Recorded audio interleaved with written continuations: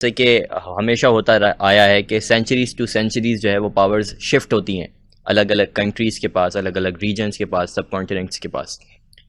تو آیا آپ یہ دیکھ رہے ہیں کہ اگلے کچھ سالوں میں یا اگلی کچھ دہائیوں میں ایک طرف ایک اور بہت اہم چیز جو ہے وہ بھی ہو رہی ہے کہ 2023 میں ٹرکی جو ایک ایمرجنگ پاور ہے وہ بھی اس کا ایک معاہدہ تھا وہ بھی ختم ہو رہا ہے. تو ٹرکی کو آیا کیسے دیکھتے ہیں؟ اور پھر اس سارے سینیریو کے اندر ٹرکی کے بھی جو ہے وہ رشیا کے ساتھ بڑے اچھے تعلقات ہیں اگر ہم بات کریں اکنامیکلی ان ساری چیزوں کی. تو ان ساری چیزوں کا آپ کیسے دیکھ رہے ہیں؟ آیا آگے جو ہے یہ پاور کا شفٹ آ رہا ہے، اور یہ آ رہا ہے تو یہ اگلی سپر پاور جو ہے وہ صرف ایک کنٹری ہوگی یا پھر بہت ساری کنٹریز کا الائز ہوگا؟ نہیں، جہاں تک جو لوگ اس میں اور زیادہ ڈیپ تھاٹ رکھتے ہیں ان کا یہی ہے کہ موسٹ لائکلی جو ہے یہ ملٹی پولر ہوگا، یہ سنگل سپر پاور کا وقت نہیں رہا. Most likely it will be a collaboration between China and Russia. تو یہ ڈوئل اب دیکھتے ہیں وہ لوگ آپس میں کس طرح سے ان کی صورتحال ہوتی ہے. لیکن دیکھیں بہت ساری چیزیں ہو رہی ہیں ایک ساتھ. اب جہاں آپ نے ٹرکی کا بھی ذکر کیا، اب ٹرکی کے اندر وہ ایک الگ بات ہے کہ ان کا ایک 100 سال پہلے ایک ایگریمنٹ ہوا تھا. اس کی کوئی expiration date on the books تو نہیں تھی، لیکن اس زمانے میں جو کانٹریکٹس ہوتے تھے وہ بیسکلی انڈرسٹوڈ یہ ہوتا تھا کہ 100 سال کی اس کی وہ ہوتی تھی. اب ایک اور کروشل چیز یہ ہے کہ ٹرکی میں ہو رہے ہیں اگلے سال الیکشنز. تو اب جو وہاں کے پریزیڈنٹ ہیں رجب طیب ایردوان، وہ ان کا جو اب کیونکہ صورتحال وہاں پہ بھی اکنامکلی اتنی اچھی نہیں ہے، ان کی بھی کرنسی کافی ڈیویلیو ہوئی ہے، اور اس کے بھی کرنسی کے ایشوز اسی طرح سے، کیونکہ اردوغان جو ہیں پریزیڈنٹ اردوغان، وہ چاہتے ہیں کہ جو آئی ایم ایف کی جو ڈکٹیٹس ہیں ان کے، وہ اس کے اگینسٹ جا رہے ہیں. وہ کہتے ہیں کہ آئی ایم ایف کہتے ہیں کہ آپ انٹرسٹ ریٹ بڑھائیں، اور ایردوان نے کہا نہیں، ہم جو ہے انٹرسٹ ریٹ کم رکھیں گے. تو اس کو پنش کرنے کے لیے، بیسکلی اس تھاٹ کو پنش کرنے کے لیے ٹرکی کے ساتھ وہ یہی انہوں نے کیا کہ ان کی جو جیسے یہ ہمیشہ کرتا ہے. جی ہاں. تو اب اس کی وجہ سے جو اکنامک سچویشن ٹرکی کے اندر کریٹ ہوئی ہے، اس کی وجہ سے ایردوان کے جو سپورٹرز بھی تھے نا، اب وہ بھی جو ہے نا اس کی لیڈرشپ کو کوشچن کر رہے ہیں، کیونکہ آلموسٹ ہر گھر جو ہے نا ٹرکی کے اندر سفر کر رہا ہے. وہاں پر انفلیشن ٹھیک ٹھاک بڑھی ہوئی ہے، ان کی کرنسی اچھی خاصی ڈیویلیو ہوئی ہے. یعنی لوگوں کا سروائیول، یعنی بیسک سروائیول بھی جو ہے نا کافی مسئلے ہو رہے ہیں وہاں پہ بھی. تو یہ دیکھتے ہیں وہاں پر اس صورتحال سے کیا ہوتا ہے. لیکن ان کے ٹرکی جو ہے وہ ایک نیٹو ممبر بھی ہے، وہ بھی ایک سینسٹیو ایشو ہے. اب دیکھیں، اور وہ ایک بڑا ممبر ہے نیٹو کا، کیونکہ اس کی کنٹریبیوشن بہت زیادہ ہے. اب اتنی زیادہ کہ ابھی ریسنٹلی جو یوکرین اور رشیا کے ساتھ جو آپس میں ہوا تھا، اس کے بعد آئی تھنک فن لینڈ اور سویڈن نے بھی جوائن کرنا تھا، کیا کہتے ہیں، نیٹو. تو کیونکہ وہ بھی ان کو بھی تھریٹ تھا کہ رشیا ان کی طرف آنے والا ہے. تو ٹرکی نے بیسکلی اس کو روکنے کی کوشش کی تھی، اور اپنے مقصد پورے کرنے کے بعد ہی ان کو اجازت دی کہ وہ نیٹو میں آئے. تو ٹرکی کی نیٹو کے اندر بھی بہت سے ہیں. اور جہاں تک ان لوگوں کی آپس میں رشیا کے ساتھ تعلقات ہیں، وہ بھی ایک اپنی جگہ پہ خاص طور پہ ابھی جب سے یہ ایشو ہوا ہے، کیونکہ ٹرکی کا جو راستہ ہے وہ باسفورس کی جو اسٹریٹ ہے، وہ رشیا سے کافی شپس یہاں پر آتے ہیں نا، تو کراس کرتے ہیں. تو اس سلسلے میں ایک بہت سینسٹیو ہے یہ ایریا، خاص طور پہ جو ٹرکی کے پاس ہے. وہ اوپنلی کسی ایک سائڈ کو وہ نہیں کر سکتا. It has to go like جو بالکل، تاکہ وہ بیلنس میں رہے، ورنہ پھر ایونچولی ان کو اس پہ تھریٹ ہو جائے گا کہ جو بھی پاور ہوگی وہ چاہے گی کہ ہمیں یہ چیز کنٹرول کرنی ہے. ابھی تک تو آلموسٹ اتنے 100 سال اس بات کو ہو گئے جو ان کا ایگریمنٹ ہوا تھا، یہاں پہ کوئی اس طرح کا ایشو نہیں آیا. بٹ یہ ایک بہت کرٹیکل میٹر ہے، کیونکہ رشیا کو یہ اسٹریٹ یوز کرنی پڑتی ہے میڈیٹرینین کے اندر آنے کے لیے یا واپس جانے کے لیے. اور جو ویسٹرن پاورز ہیں ان کی مین کوشش یہ ہوتی ہے کہ کسی طرح سے اس کا یہ ایکسیس ریسٹرکٹیڈ رہے. تو یہ ظاہر ہے، رشیا کے اوپر پریشر والی بات ہے. تو اب will see how Turkey response to that. کوئی ایسی سچویشن کریٹ ہونی چاہیے کہ اس کو بہت ہی مشکل فیصلہ کرنا پڑے. وہ کیا فیصلہ کرتے ہیں آئی ڈونٹ نو، لیکن اس کے کانسیکوینسز ہو سکتے ہیں. تو یہ بھی ایک بہت اہم بات ہے کہ اگلے سال الیکشن بھی ہے. ٹرکی کے اندر.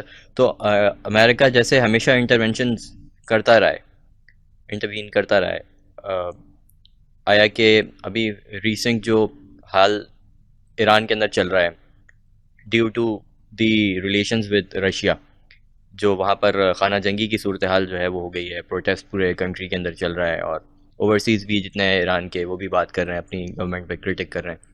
تو وٹ ڈو یو تھنک کہ یو ایس یہ چاہے گا کہ جو ایردوغان صاحب کی جو حکومت ہے ٹرکی کے اندر وہ کسی طریقے سے جو ہے وہ ختم ہو، جس کے نتیجے کے اندر ان کی مرضی کا کوئی بندہ وہاں پر اپوائنٹ ہو اور پھر جو معاملات ہیں وہ اس طرح کے سیٹل ڈاؤن ہو؟ بالکل بالکل ایسے ہی لگ رہا ہے. وہاں پر اپوزیشن جو ہے وہ یو ایس کے ساتھ کافی کلوز ہے، اور یو ایس کی تو اس پورے ایریا میں کافی انٹرفیئرنس رہی ہے آلموسٹ ہر جگہ پہ. یہ لوگ ہر جگہ انٹرفیئر کرتے ہیں، اور بیسکلی ان کا انٹرفیئرنس کا مقصد یہی ہوتا ہے کہ جو ان کا جو جس طرح سے یہ چاہتے ہیں سسٹم کنٹرول آف اسی طرح پاور. سے کنٹرول پاور. اور بیسکلی ان کا یہ بھی ایک ہوتا ہے کہ آئیڈیالوجی جو ہے نا وہ اس طرف نہ جائے کہ کبھی کسی طرح سے بھی ان کے سسٹم کو تھریٹ ہو. تو جب بھی کوئی وہ ایسی چیز دیکھتے ہیں کہ کسی بھی لیڈر میں کہ کوئی لیڈر ان کی جو پالیسی ہے اس کو چیلنج کرنے کی پوزیشن میں آیا ہے تو اس کو فوراً ہٹا دیتے ہیں. اور وہ انہوں نے اکنامک ہٹ مینس بھی بھیجے ہیں اور بھی کافی طریقے سے سابراج کیا. اب جیسے ایران کے اندر جو سچویشن ہے یہ سملر سچویشن تقریباً آج سے آپ کہہ لیں 1950s میں ہوئی تھی، تقریباً 72 ایئرس پہلے، جب ایران کے اندر جو پارلیمنٹ ہے انہوں نے ایک پرائم منسٹر کو آفس میں لے کے آئے جس نے تھریٹ کیا تھا. اس وقت برٹش پیٹرولیم کے پاس کانٹریکٹ تھا آئل کا یہاں پہ ایران کے اندر، تو اس سے آتے ساتھ ہی یہ کیا کہ اس آئل کمپنی کو نیشنلائز کر دیا اور برٹن سے کہا کہ بھئی آپ کے جو ہمارے ساتھ ڈیل تھی وہ ختم ہو گئی. اب اصل میں ان کی جو ڈیل تھی وہ بھی میں آپ کو تھوڑا سا بتا دوں، ارلی 1900s میں انہوں نے وہاں پر جب آئل ڈسکور کیا ایک بندے نے، تو اس نے ان کے ساتھ ڈیل یہ کی تھی ایرانیز کے ساتھ کہ جتنا بھی پروفٹ آئے گا اس کا صرف 16% پروفٹ کا 16% میں آپ کو دوں گا، اور پھر بھی آپ کے اوپر آپ میری اکاؤنٹنگ کو چیلنج نہیں کر سکتے، نہ میں آپ کو بتاؤں گا کہ میں کس طرح سے اچھا. اکاؤنٹنگ کرا. ہاں تو کافی عرصے تک آپ یہ کہہ لیں جو ورلڈ وار کے دوران کا جو ٹائم تھا نا، وہ برٹن نے ایران سے آپ سے اتنا دل سے ان کی عیاشیاں کی میں آپ کو بتا نہیں سکتا. تو اسی لیے جو قوم تھی ان کی اس وقت 1950s کے اندر انہوں نے ایسے بندے کو پرائم منسٹر بنایا جو کہ نیشنلائز کرنے والا تھا، اور اس نے نیشنلائز کیا آ کے. تو پھر برٹن نے کوشش کی کسی نہ کسی طرح سے اس کو ہٹایا جائے. پہلے وہ آئے پریزیڈنٹ یو ایس کے پاس، پریزیڈنٹ ٹرومن تھے اس وقت، انہوں نے تو منع کر دیا کہ ہم لوگ اس طرح سے نہیں کرتے کسی طرح سے بھی نا، کیونکہ ان کے یو ایس کے کانسٹیٹیوشن میں تھا کہ بھئی آپ لوگوں نے جو نا فورن اس میں میٹرز میں انٹرفیئر نہیں کرتے. اینی ویز پھر اس کے بعد جو الیکشن میں وہاں پہ بھی پریزیڈنٹ چینج ہو گیا، وہ پریزیڈنٹ تھا آئزن ہاور، اور وہ بھی ملٹری کا آدمی تھا.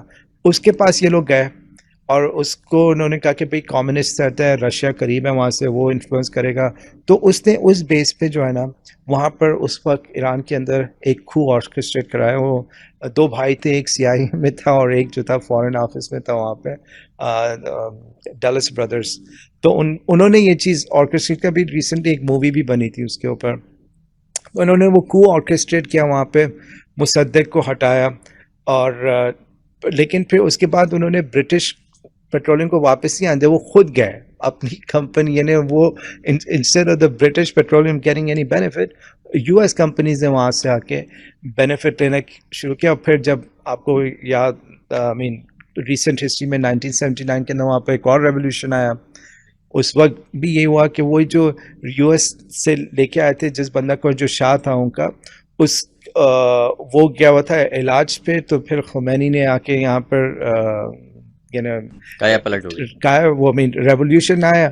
پھر انہوں نے اس کے بعد جو تھا یو ایس ایمبیسی پہ بھی قبضہ کیا. اس کی بھی ایک انٹرسٹنگ سچویشن ہے کہ یو ایس ایمبیسی کے اوپر قبضہ ہوا، ٹھیک ہے. اب یو ایس کے اندر بھی الیکشن چل رہے تھے، اس وقت ڈیموکریٹ پریزیڈنٹ تھا جیمی کارٹر جو تھا وہ سی آئی اے اس کو پسند نہیں کرتی تھی، کیونکہ اس کی پالیسیز ڈفرینٹ تھی. وہ کہتے تھے کہ یہ جو ہے نا یہ ہمارے ملٹری انڈسٹریل کمپلیکس بھی وہاں پہ بہت پاورفل ہے.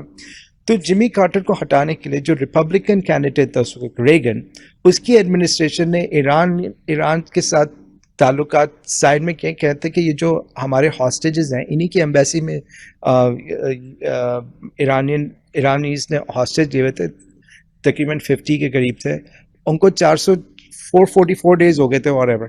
تو جب الیکشن سے انہوں نے کہا تھا کہ جب تک الیکشن کا رزلٹ اناؤنس نہیں ہو جائے نا آپ نے یہ ہاسٹیج ریلیز نہیں کر لی. انہوں نے ان کے ساتھ ڈیل کی تھی، یعنی اپنے ہی بندوں کو کہا تھا کہ تاکہ اس پریزیڈنٹ کو ہمیں ہرانا ہے اور ہم خود آئیں گے، پھر ہم یہ ڈیل اناؤنس کریں گے کہ ہم اس کو ریلیز کر کے آئیں.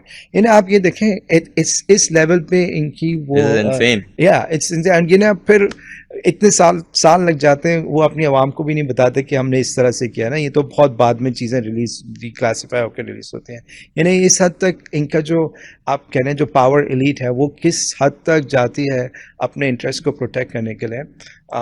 یہ اور پھر ہمارے کچھ پالیٹیشینس وہ کہتے ہیں کہ امریکہ کو کیا پڑے یہاں پہ انٹرفیئر کرنے کے. بالکل پڑی، آپ ان کی ایمبیسی یا قونصلیٹ کا سائز تو دیکھیں یہاں پہ. آئی مین کراچی کی جو یو ایس کی قونصلیٹ ہے کتنی بڑی ہے. یعنی آپ پورے پاکستان کی جتنے بھی ممالک میں قونصلیٹ اور ایمبیسیز ہیں ان کو سب کو جمع بھی کر دینا اتنی بڑی. بالکل ایسے ہی ان کی ایک قونصلیٹ جو ہے وہ کراچی کے اندر اتنی بڑی ہے. بالکل ایسے ہی کیا حالانکہ ان کے کوئی اتنے بزنسز بھی نہیں ہیں تو وہ کیا کر رہے ہیں یہاں پہ. آئی مین یہ سوچنے کی بات ہے کہ جن کنٹریز کا زیادہ بزنس ہے ان کی تو قونصلیٹس اتنی بڑی نہیں ہے، آپ کو کیا پڑی ہے کہ یہاں پہ اتنی بڑی قونصلیٹ ہے. وہ کہتے ہیں ہم نے قرضہ زیادہ دیا نا اس لیے ہمیں بڑی بنا کے لگتا تو ایسے ہی ہے.